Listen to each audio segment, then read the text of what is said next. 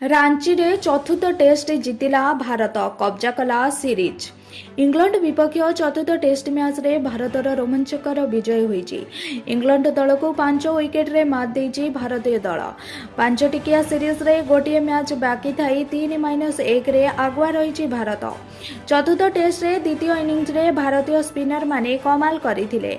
192 run रो target करी पड़िया को ओल्लैथिले रोहित बाहिनी।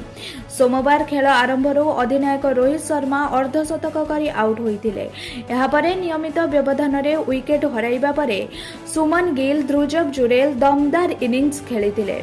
सतर्कता सह बैटिंग करी दल को विजय आड़ को नहीं। शेष पर्यंत अपराजित थिबा गिल एवं ध्रुव 52 और 39 रन करथिले।